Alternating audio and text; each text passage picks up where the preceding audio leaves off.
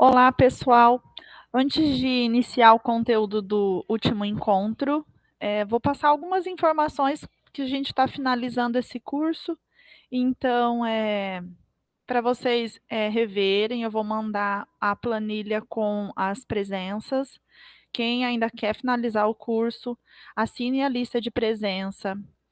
Termine de assistir os vídeos, porque depois que fizer o relatório, aí não tem mais como, tá? Então, o prazo final é o último dia de agosto, acho que é dia 30 esse mês, né? 31. E aí, depois do dia 31, não tem mais como a gente assistir o vídeo, assinar a lista de presença, enfim. Qualquer dúvida também, daí vocês entrem em contato no particular. Antes de iniciar mesmo o conteúdo desse encontro, a gente vai fazer uma retomada, tá? E aí, para iniciar, eu coloquei uma frase aqui que eu acho que ela representa muito o nosso trabalho, que às vezes a gente quer uma receita, quer saber como que faz com um determinado aluno e não existe isso na educação especial. E essa frase ela tem muito a ver com isso. Então, a gente sempre quer ter a certeza, não quer ter a dúvida, quer ter o resultado, mas acha que não precisa da experiência. Mas a gente acaba não percebendo que as certezas só surgem através das dúvidas e os resultados só podem existir a partir das experiências. E é isso que a gente vive diariamente. Então, para a gente dar uma retomada, né, no primeiro encontro, nós focamos na legislação que rege a inclusão, entendendo um pouquinho também do como as pessoas com baixa visão enxergam, como elas utilizam essa funcionalidade da visão, a diferença entre a funcionalidade e a acuidade visual e os documentos que nós recebemos para que possa ser efetivada a matrícula do aluno na sala de recursos. Foi exemplificado com esse atestado que está aí do lado e é o mesmo atestado o mesmo laudo que eu vou usar nesse encontro. Quando a gente pensa em deficiência visual ou em baixa visão, às vezes a gente se pergunta, né? Será que eu preciso conhecer todas as patologias ou eu preciso entender como funciona o olho, as partes dele? Não, não preciso saber tudo, mas eu preciso saber o básico. Então, o que está relacionado com o quê? Aí eu coloquei aqui uma imagem, né, para a gente entender um pouco da estrutura do olho ali. E aí, coisas básicas são assim, a mácula, qual é a patologia que está ligada a ela e qual a importância dela e como ela interfere na visão? Então, as patologias que elas estão relacionadas com a mácula, a gente tem que estar focado que ela está relacionada também com a visão central. E isso interfere diretamente na leitura, na escrita, na visão de cores, de formas, detalhes e na nitidez com que eu vejo. Já quando eu tenho alguma coisa relacionada, alguma patologia relacionada à retina periférica, aí eu já estou me focando mais em relação ao campo visual, na visão de claro escuro, no contraste, e isso interfere também, tanto na localização espacial, como na orientação e mobilidade. E hoje a gente tem a facilidade ali do Google, né? Então, se eu tenho um CID, alguma coisa assim, eu entro lá e eu já consigo saber aqui se refere àquele CID. Sabendo disso, eu consigo ali identificar algumas coisas. E também, sempre que vocês precisarem, a gente está à disposição aqui. E aí a gente buscou entender essa acuidade visual. O plano inicial para finalizar esse curso era que a gente fizesse um estudo de caso, né? Cada uma de vocês com os alunos que atendem ou que têm contato e analisar e fazer um plano, uma interpretação desses documentos que a gente recebe. Como houve esse atraso, nem tudo acaba saindo do jeito que a gente quer. Então, hoje a gente vai fazer o estudo de caso daquele laudo que nós trabalhamos no primeiro encontro. E aí, trazer as informações que eu posso tirar daquele instrumento ali. Mas o mais importante é que vocês vão observar que apesar de ter o laudo ali, da gente conseguir tirar algumas informações, elas ficam vagas por não ter o contato com o aluno. Então, a importância de você fazer aquela avaliação de ingresso e de entender melhor e de ter o diálogo com esse aluno para saber exatamente qual a necessidade dele. Porque a gente vou retomar de novo aquilo que eu já falei, né? Às vezes o aluno tenho dois alunos com a mesma patologia, com o mesmo diagnóstico, mas eles têm uma funcionalidade, fazem um uso da visão completamente diferente um do outro. Então, por isso a necessidade de estar próximo, de conversar e de ter esse contato. E essa lacuna vocês vão perceber que vai ficar aqui, porque eu só tenho laudo e não conheço o aluno. Então, ali naquele laudo, o que a gente consegue tirar de informação? Que no olho direito, o aluno tem a visão de 20/150, no olho esquerdo, 20/100. Isso utilizando uma correção óptica já e que não tem perspectiva de melhora. Então, o que isso quer dizer? Utilizando aquelas tabelas que ficou para vocês lá do curso, enviei o material e vou enviar esse também. O que quer dizer? Uma pessoa que consegue ler uma placa ou identificar letras e imagens a 20 metros, esse aluno consegue ver a 4 metros usando o óculos. Então, a perda visual dele é moderada. Junto com isso, né, ele tem ali a hipermetropia, o astigmatismo e cicatriz de corioretinite macular. Aí, no primeiro encontro também, a gente ilustrou, né, como é a hipermetropia, como é o astigmatismo. Então, tem um desfoque muito grande, é como se fosse muito embaçado. O astigmatismo ainda junto, ele duplica algumas imagens, junto com a cicatriz, né? A cicatriz, então, ela vai em diferentes partes do olho, nunca dá para saber exatamente onde é, e no caso não tem perspectiva de melhora. Dependendo do exame que a pessoa faz ou que o médico solicita, a gente consegue até localizar onde é essa cicatriz, mas daí precisa de um exame específico. E essa cicatriz ela pode estar em qualquer posição ali do olho. E aí a gente precisa, nessa conversa com o aluno, entender em qual parte do olho e com qual olho ele consegue enxergar melhor. E aí onde eu comentei que vai ficar um pouco vago. Mas é onde vocês têm que pegar para poder fazer uma avaliação e entender realmente a funcionalidade dessa visão. E aí, aqui a gente tem a questão bem relacionada a isso. O que eu tenho que investigar, então? Que ponto da visão a aluna enxerga melhor?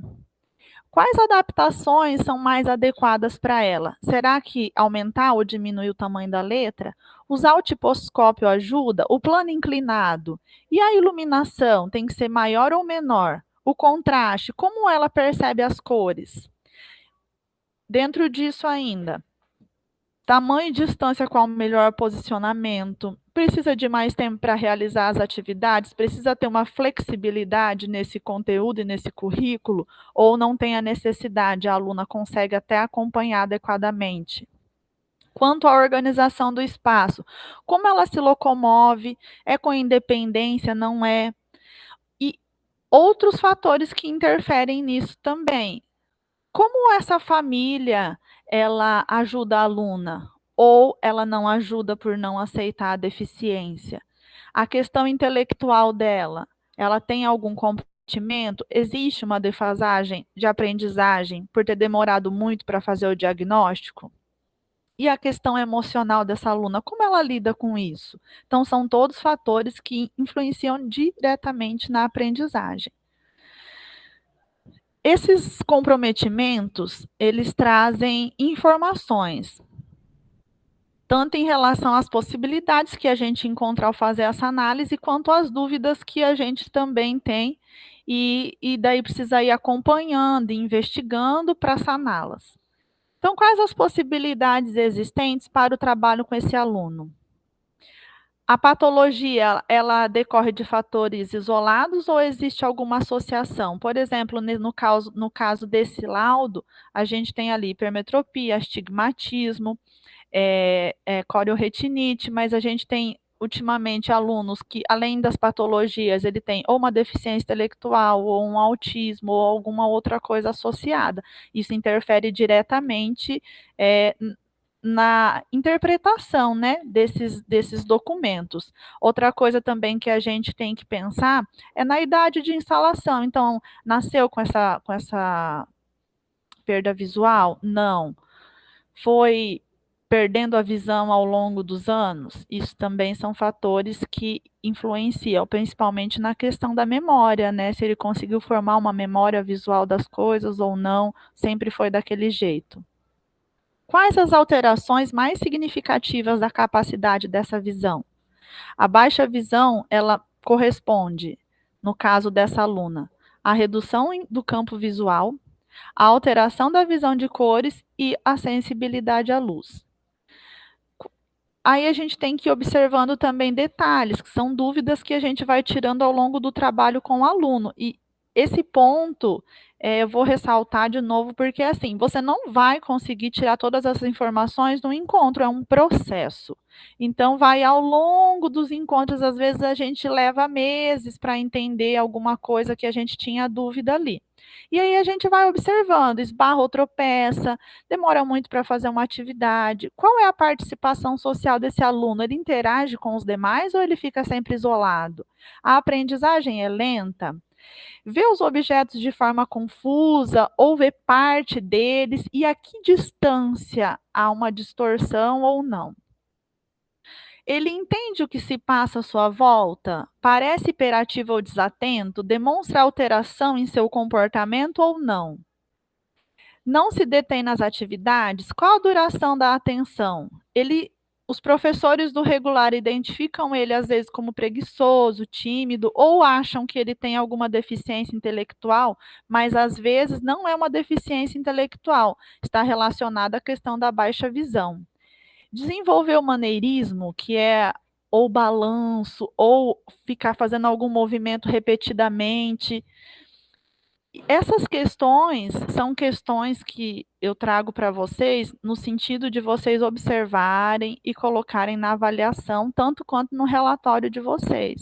Às vezes a gente não dá muito valor para o relatório, mas o relatório ele acaba sendo uma comprovação ali do nosso trabalho e de tudo que foi feito, não só para pedagogo ou para diretor, mas para a gente acompanhar o desenvolvimento daquele aluno. Então, quando a gente identifica esses sinais, a gente precisa fazer encaminhamentos.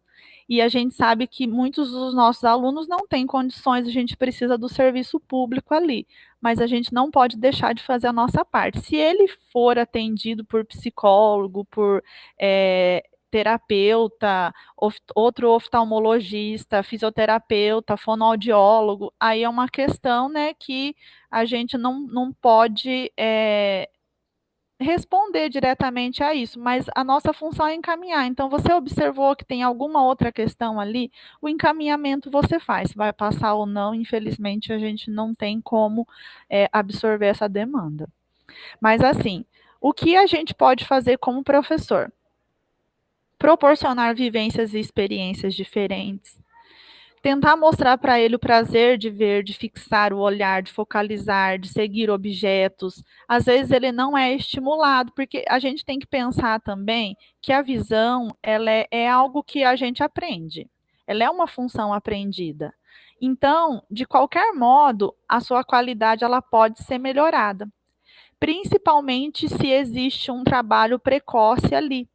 Porque quanto menor a criança, mais fácil de recuperar, porque a plasticidade do sistema nervoso está ali a todo vapor. Quanto mais velho, mais difícil de recuperar.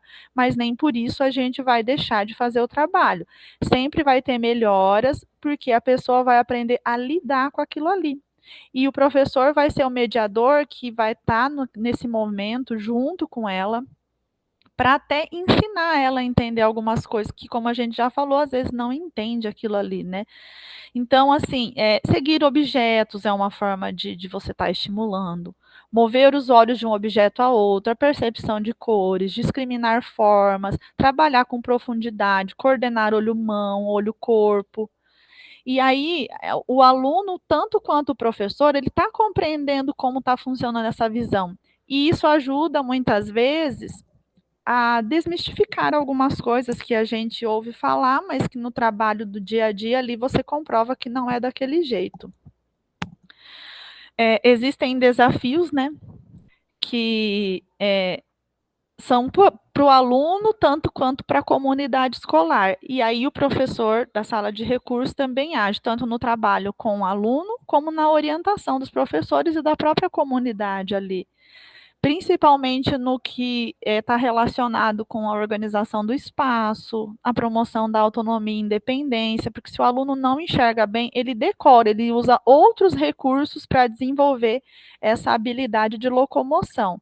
E uma das questões que é referência é a organização do espaço. Então, assim, eu sei que tem um corredor, eu não vou pôr uma cadeira no meio do corredor, ou eu não vou deixar alguma coisa no meio de um piso tátil, por exemplo. Então, assim, são questões que as pessoas fazem por ignorância, por não saber que aquilo ali é utilizado. Então, nossa função também é trabalhar com essa informação. E aí ajudar o aluno a primeiro identificar e depois desenvolver as potencialidades que ela tem. Alguns problemas de identidade, inclusive, estão relacionados principalmente com o aluno com baixa visão. Por quê? Ele, conforme ele vai entendendo a funcionalidade da visão dele, ele chega nessa questão. A adolescência já é uma fase de muito questionamento, né? Então, quando eu chego nela, tem um aluno com baixa visão, ele percebe que, assim, ele não é nem cego nem vidente. Então, o que que eu enxergo? O que que eu sou? O professor também auxilia nessa compreensão dele mesmo. E a falta de oportunidade de experiências e vivências, principalmente de locomoção, de se movimentar dentro do espaço. Às vezes o aluno não faz isso nem dentro de casa e ele precisa ser estimulado. Às vezes está acostumado, dependendo do grau de perda visual ali que ele tem, ou do grau de visão que está mantido, a família acaba ou super protegendo ou deixando, mas a movimentação está sempre comprometida ali. E isso mais para frente vai representar um grande problema, tanto para a formação pessoal quanto social desse aluno. Então, a nossa avaliação, que é uma avaliação funcional da visão e da aprendizagem, ela vai trazer esses subsídios para que a gente possa elaborar um plano de atividades. Mas esse plano de atividades vai estar sempre relacionado com as necessidades e interesses do aluno que eu tenho, tá? Então, eu tenho que sempre levar em consideração e deixar esse diálogo entre professor e aluno aberto. E aí, quando a gente pensa no aluno, o aluno não é o aluno da sala de recursos. Esse aluno ele está dentro de uma escola, ele está numa família e ele também está no AEE. Então, como eu divido essas responsabilidades? O que, que cada um precisa fazer para que esse aluno possa ter essa potencialidade desenvolvida, para que ele consiga aprender e se desenvolver como um ser humano, como um todo, né? Então, do professor, às vezes o professor recebe o aluno ali do regular, como a gente orienta? Primeira coisa, gente, que deveria ser um princípio para todos, né? Receber e acolher aquele aluno ali, que muitas vezes ele é ignorado dentro da sala de aula. E isso se reverte principalmente no fato dele desistir, de abandonar ali. Então a gente inclui, mas a gente não tem a permanência. E isso, inclusive, ele desacata ali, se a gente pegar a LBI, né? O objetivo é a inclusão, mas a permanência desse aluno na sala de aula. E para que isso aconteça, eu tenho que ter um envolvimento coletivo dentro da escola. Então, ali, receber e acolher, fornecer informações objetivas. O que é fornecer informações objetivas? Às vezes o professor nem percebe que ele foi para o quadro ou que ele saiu da sala, o aluno não percebeu, dependendo da visão mantida que ele tem. E isso são informações que eu posso passar. Olha, eu vou escrever no quadro agora e vou ditar para você. E vai ditando, já que o aluno às vezes não consegue enxergar o quadro. Então, são informações objetivas que o professor tem que passar para o aluno, ou pelo menos deveria. E isso é uma forma de até a gente estar orientando o professor. O ensino ele precisa ser cooperativo, tanto com todos os membros da escola, como dentro da sala de aula. Se eu percebo que eu estou propondo uma atividade que não é adequada para aquele aluno, então por que não propor essa atividade em dupla ou em equipe para que ele possa participar sem se sentir constrangido? As adaptações curriculares e de materiais, essas adaptações podem ser feitas pelo professor, tanto quanto pelo CAP. Mas aí a gente precisa ter esse diálogo, inclusive como equipe que trabalha na área da deficiência visual. Então, se o professor pediu uma adaptação em relação ao livro, ou se precisa de um material, esse contato aí vocês têm que manter com a gente, que a gente pode auxiliar nessa adaptação curricular e de materiais. E o principal fator, conversar com aquele aluno. Muitas vezes nem a gente sabe exatamente o que fazer, mas essa conversa com ele, porque quem pode conhecer melhor o que ele consegue fazer ou não consegue fazer é ele, então esse trabalho é constante. A escola como um todo precisa ter esse trabalho em rede, né? Precisa haver uma sensibilização e conhecer minimamente a especificidade de cada aluno, principalmente as deficiências sensoriais, né? A auditiva e a visual. Saber o que fazer e como agir, se eu tenho um aluno cego, se eu tenho um aluno baixa visão, se ele usa a bengala, como que eu abordo ele. Então, são coisas simples, que não tem, assim, muito segredo, mas que a gente pode estar orientando e que afeta diretamente a vida do aluno. A familiarização com o ambiente escolar, isso daí é um treino, né? Saber onde fica cada coisa, a escola como um todo deveria ser apresentada para todo o aluno que entra no ambiente ali e não conhece. E a adequação do ambiente, como eu já falei, em relação a manter tudo no lugar, sem alteração. Ou se precisa fazer alguma alteração, que o aluno seja comunicado com antecedência para não sofrer nenhum tipo de acidente ali dentro do ambiente. A família também tem as responsabilidades dela, apesar da gente saber que muitas estão ausentes. A nossa função, a nossa parte, trazer essa responsabilidade, né? Então, ter esse diálogo, participar, pedir a opinião da família na tomada de decisões de alguma coisa. Por exemplo, eu percebo que a visão do aluno piorou, eu preciso introduzir a bengala e fazer orientação em mobilidade. A família tem que ser chamada para essa tomada de decisões. Mesmo que não venha, tenha registrado ali, a família foi chamada, não compareceu, isso daí é uma forma de nos proteger quanto a algumas situações. E aí, o que é específico do AEE? Adaptação de materiais, promover a adequação, orientar a comunidade, a família, atender o aluno de acordo com as necessidades, avaliar e interpretar os laudos. Então, aqui, na infância, se eu tenho uma criança que tem alguma deficiência visual, no nosso caso aqui a baixa visão, né? Então, qual o trabalho específico que eu posso realizar nessa faixa etária? Primeiro, trabalhar com a criança para que ela compreenda esse sentido da visão. E aí a gente já viu que é a fase onde eu consigo ter um melhor desempenho e o melhor resultado do meu trabalho. E precisa entender também que a visão ela não funciona sozinha. Ela faz a ligação entre os outros sentidos. Então, eu preciso trabalhar isso também, coordenando o sentido da visão com o da audição, o sentido da visão com a do tato, com todo o corpo, de forma sinestésica. Então, é um trabalho que também precisa ser feito e é ensinado. A experiência do processo de aprendizagem é mais importante do que a criança ver. Então, como se dá essa experiência? Como é esse processo para ela? Precisa ter um diálogo também, uma conversa, muitas vezes ali brincando, sempre brincando, principalmente quando a gente está falando da infância, né? Encorajar a coordenação de movimentos, e nessa fase onde ela consegue aprender mais rápido, é onde muitas vezes ela não tem tanta movimentação, ela não tem interação com o ambiente, e é a fase onde a criança, na verdade, acaba sendo mais super protegida ali. Estar ciente da diferença, que é o que a gente falou, ela nasceu com esse grau de visão, ela perdeu ao longo do tempo.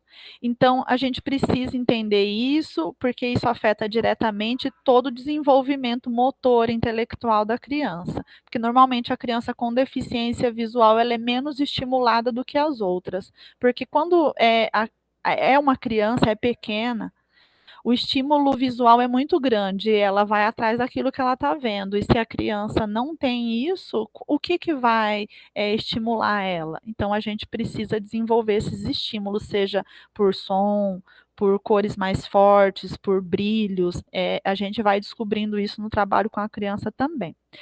Encorajar a exploração do ambiente, usar estímulos, movimentar objetos, encorajá-la a seguir, auxiliar a movimentação perto de objetos, combinando a estimulação tática a visual, usar tranquilamente a palavra olhe, sem ficar se preocupando, mas ela não enxerga direito, mas não tem problema nenhum usar, ela precisa saber que existe essa expressão e que ela é usada.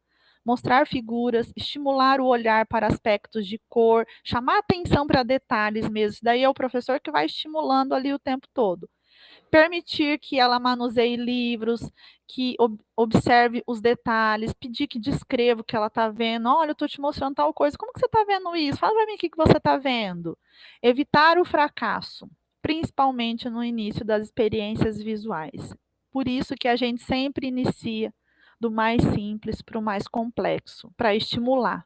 Porque se eu tenho ali uma criança que eu estou observando, que eu mostrei uma imagem, ela não está vendo, então eu vou pegar um objeto, vou pegar outra coisa, eu não vou insistir naquilo para não estimular o fracasso. A gente procura evitar isso no início. Depois, é claro, que você já tem uma afinidade, você conseguiu criar um vínculo com aquele aluno, ele confia em você e aí ele já é outro nível de trabalho. Na adolescência, o que que eu posso considerar como mais pontos fortes, assim? Então, de novo, né, esse adolescente, ele foi estimulado ali na infância ou ele está chegando para mim com uma grande defasagem? Isso também tem que ser olhado.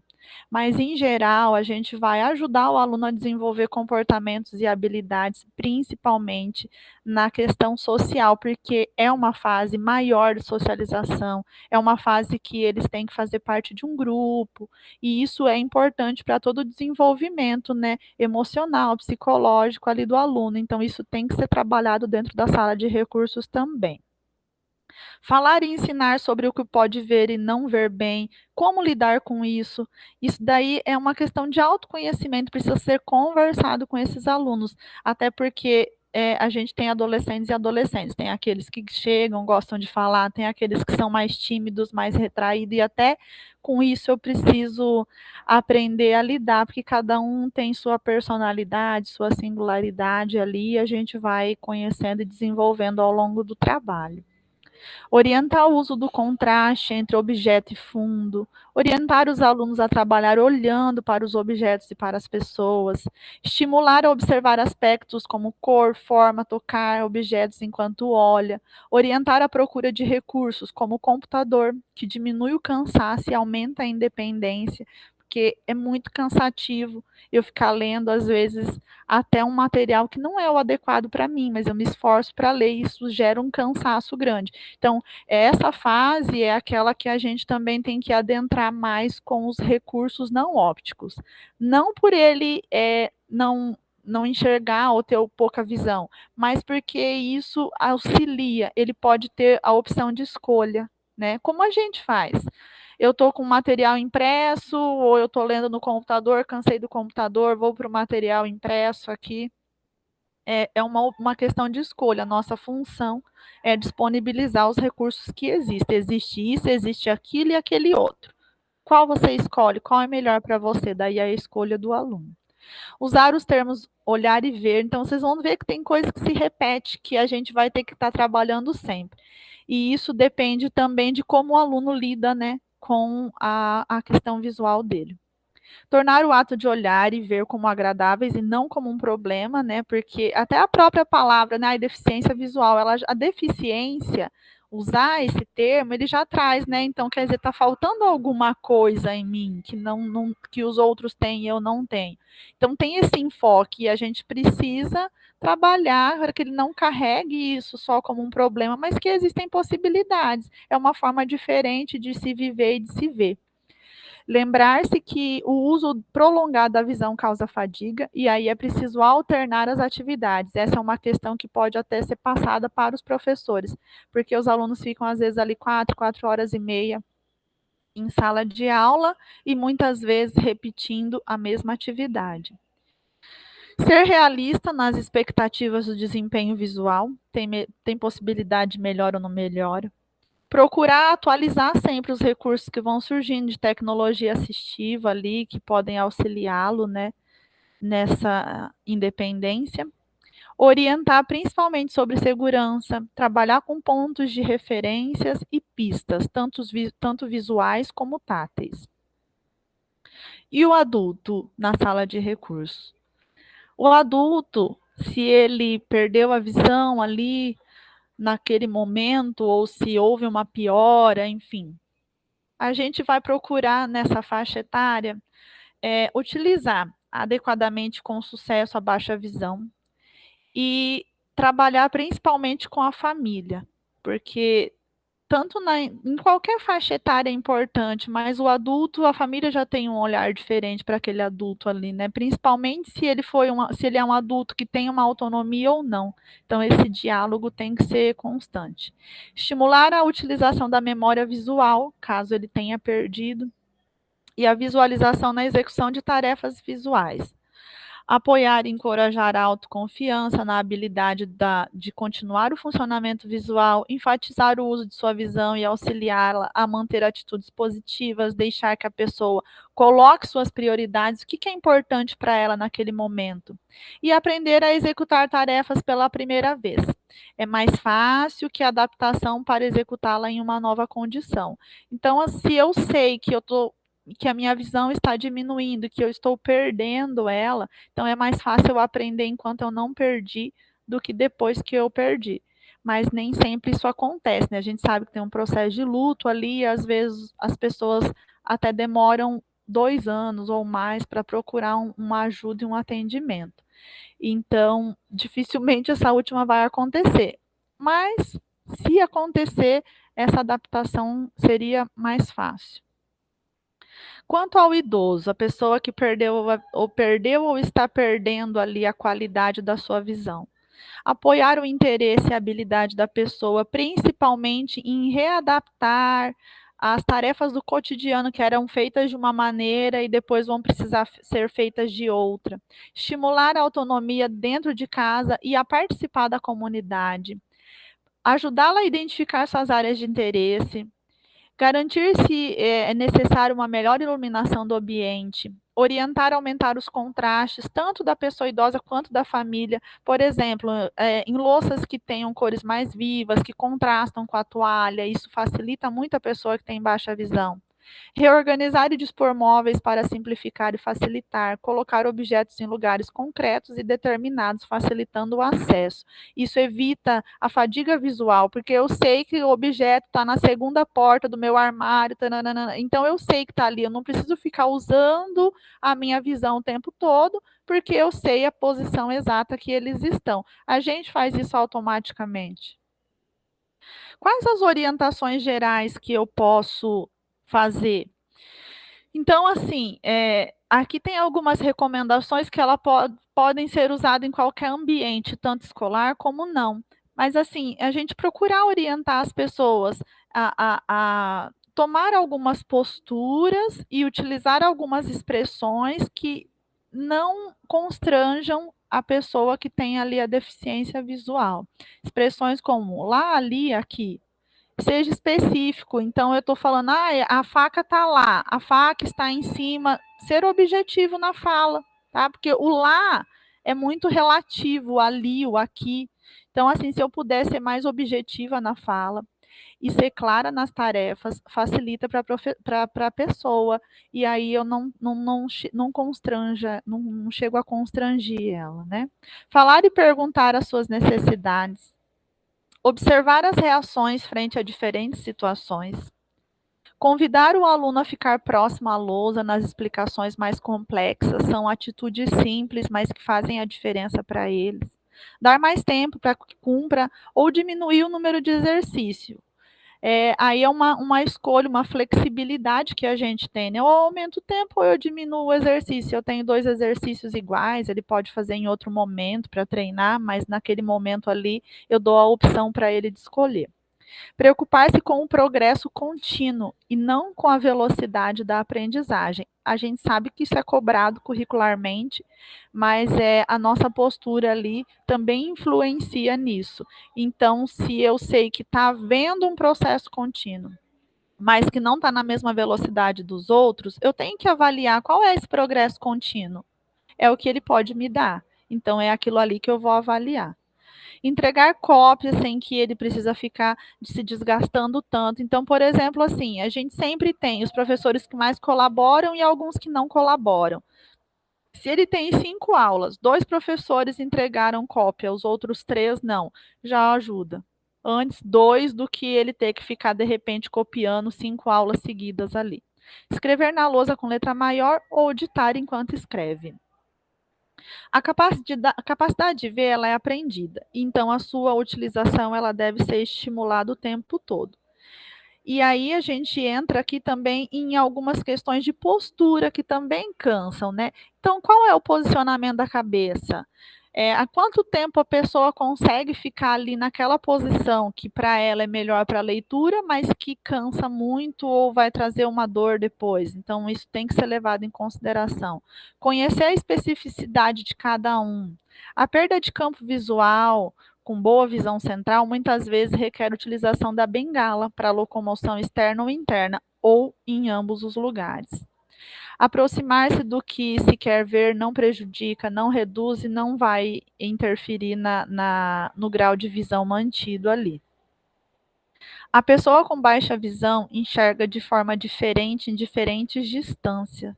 Cada uma possui um grau de visão mantida e sempre é necessário uma orientação específica para cada caso. E aí a gente volta naquela questão que a gente já falou diversas vezes, né? É uma a baixa visão é uma das deficiências mais complexas porque ela é individual, apesar de haverem assim diagnósticos próximos. E aqui eu trouxe uma citação de uma pessoa com deficiência em baixa visão, que é para a gente refletir mesmo. Não conseguia distinguir pessoas e objetos a uma certa distância, o que costumava ser erroneamente interpretado, causando insegurança e constrangimentos.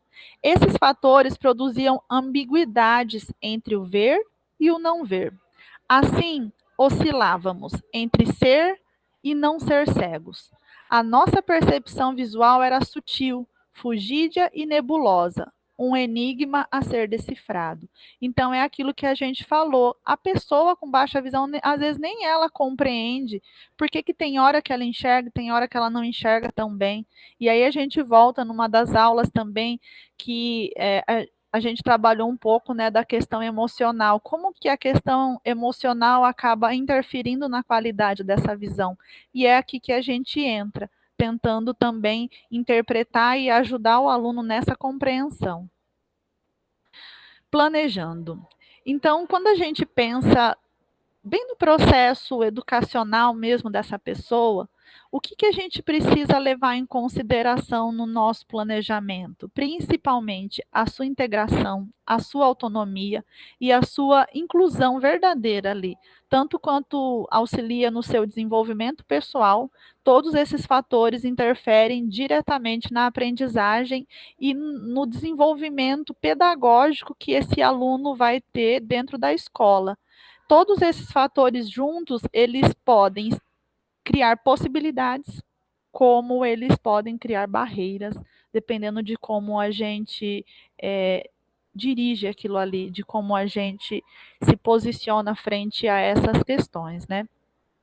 Então, todas essas perspectivas, elas requerem atenção ao que a pessoa manifesta, aí vai a nossa observação também, né, para reconhecê-la, entender o que ela sente, entender como ela pensa e age, e isso é importante para a gente estar está vendo o potencial dela. Então, se eu estou vendo que a pessoa não se sente bem dentro de determinada situação ou dentro de uma determinada disciplina, por quê? O que está acontecendo? Vamos procurar entender ali que isso vai trazer possibilidades, vai trazer limites ou dificuldades. Quem está tendo a dificuldade, o aluno ou o professor, de lidar com ele? E por quê? Será que é realmente daquele jeito? Então, essa avaliação da pessoa como um todo, no seu viver cotidiano, vai proporcionar um planejamento mais focado e, ao mesmo tempo, mantendo a flexibilidade dele. E assim a gente vai construindo e refazendo as avaliações e o processo educacional como um todo, para que ele tenha uma sincronicidade, para que ele possa fluir com mais tranquilidade, tanto para os professores, a escola como um todo, vamos colocar aqui, assim como para o aluno e para a família. E assim a gente finaliza o nosso encontro de hoje. Qualquer dúvida, vocês mandem ali no WhatsApp do CAP. Podem também responder por e-mail àqueles que a gente manda para vocês, né? E no e-mail também tem o telefone, caso alguém não tenha.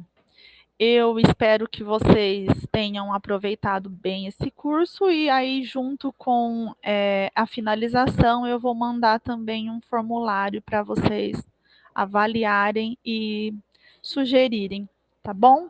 Um grande abraço e obrigada pela participação de todos.